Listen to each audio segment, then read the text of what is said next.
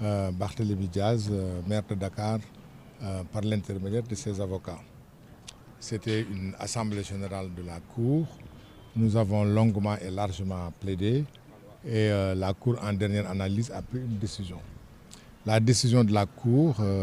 a consisté au rejet de la requête du recours de Barthélémy Diaz. On a perdu une bataille, c'est la vie judiciaire, elle est ainsi faite. On a perdu une bataille, mais on n'a pas perdu la guerre. Est-ce qu'ils ont expliqué le rejet Pour le moment, non. La Cour s'est bornée simplement à lire le dispositif de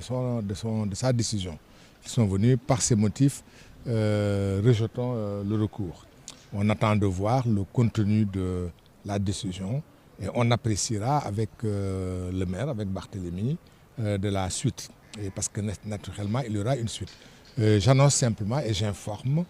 que les avocats de Barthélémy Diaz ont déjà préparé et probablement ce sera déposé aujourd'hui ou peut-être le 2 janvier, un recours pour excès de pouvoir contre la décision du préfet. Parce que nous estimons que la décision qui a été prise par le préfet est entachée d'illégalité. Et qu'au-delà de la saisine de la Cour d'appel, nous sommes en droit de saisir le Conseil, la Cour suprême statuant en matière administrative pour annuler la décision du préfet. Cette décision, la requête, elle est prête, elle est signée et elle sera déposée aujourd'hui. Au plus tard, elle sera déposée le prochain jour ouvrable. Est-ce qu'il y a possibilité de faire recours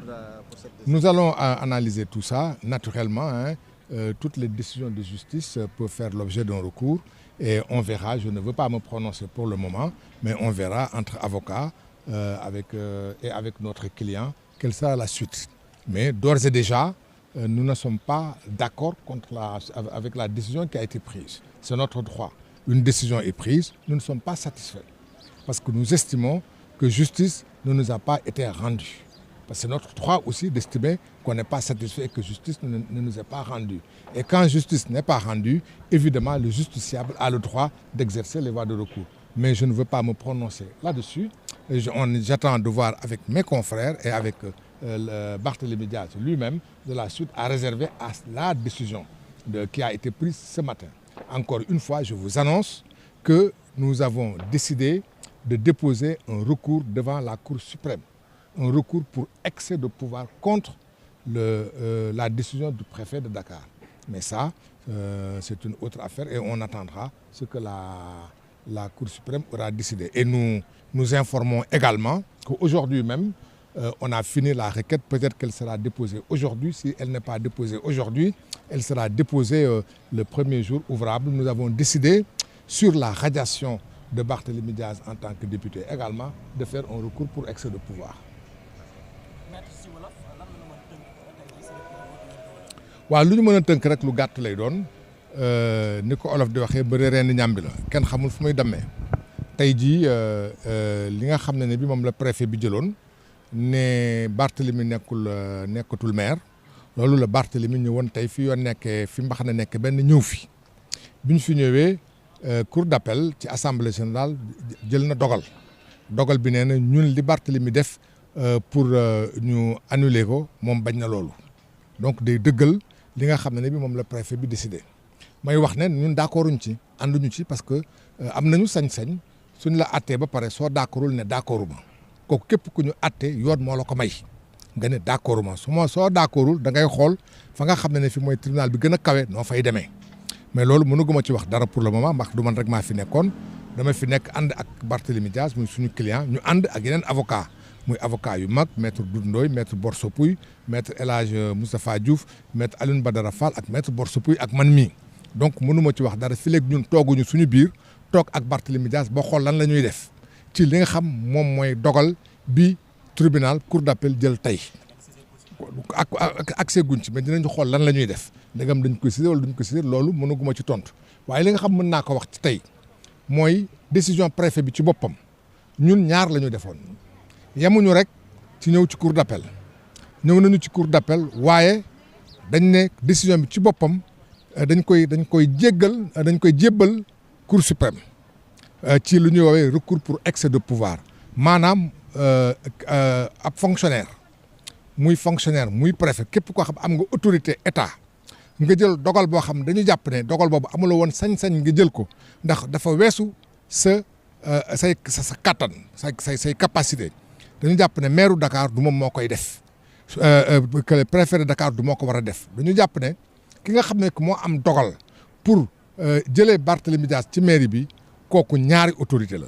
benn autorité bi mooy ministre chargé de collectivité locale kooku su amee lu xew daf koy suspendre pendant 1 mois ba pare président de la république rek moo mën a jël dogal décret pour dindi ko ak yeneen yoo xam jàpp nañu ne que li préfet bi dogal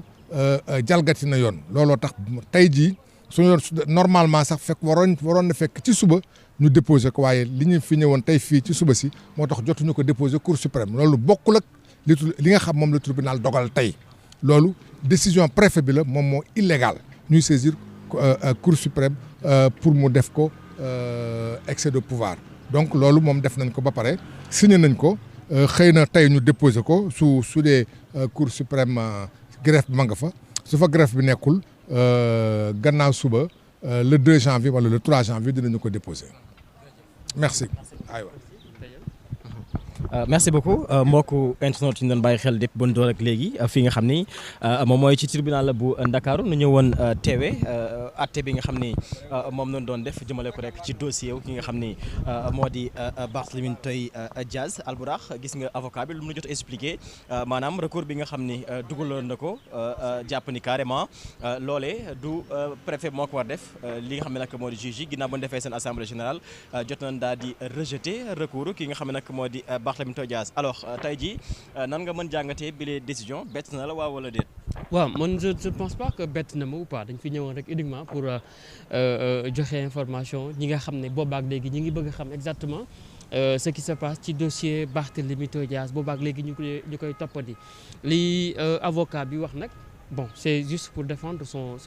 camp dañuy xaarandi ba xam lan mooy doon la suite ndax ñoom parewuñu pour bàyyi li nga xam ne moom mooy dossier bi lee ndax na mu ko waxee moom mooy préfet bi amul droit wax ci li nga xam ne mooy mbir mi lee ka ci am droit du kenn ku dul ministre bi nga xam ne mu ngi dénk wàllu collectivité territoriale di Moussa Balla Fofana boobaak léegi dégguñu ko benn yoon itam mu àddu ci mbir mi ni mel mu jaaxal Sénégalais yu bari ndax ñii nee nañu ñoom par exemple la ñu wax moom mooy Moussa Balla Fofana moom moo am droit wax ci cas bi lee boobaak léegi ki ñuy dégg ku ci àddu boobaak léegi booy soit comme ñoom niñ ko waxee que keroog ba bay naagee demee ki signé mooy adjoint préfet tey mu ñëwaat wax na préfet amul droit wax ci li nga xam ne moom mooy dossier bi lee ñeel mairie bu Ndakaaru Ndiaye de toute façon dossier bi dafay gën di compliqué xaw ma complexe ndax ñoom parewuñ pour bàyyi te boo xoolee mairie ba ku fa nekk ni pour l'instant ni mooy gérer intérim bi di première adjointe bi di Ngoné lan mooy xew ci diggante bi boobaak léegi comme moom mënul accès ci mairie bi ndax c'est barricadé ba léegi mënul faa am accès que pareil itam pour les conseils ak yeneen adjoint maire yi nga xam ne ñoo fa nekk c'est quoi le problème comme que ñoom dañuy dem cour suprême pour déposer waat beneen recours noonu laa ko mën a tuddee pour am gain de cause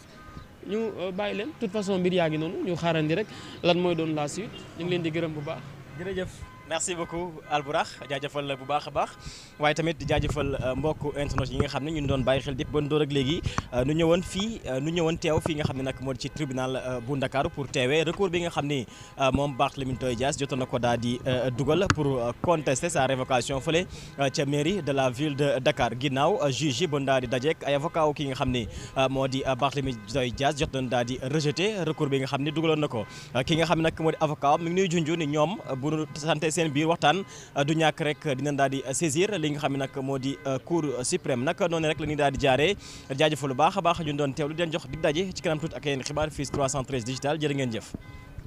Une bataille, c'est la vie judiciaire.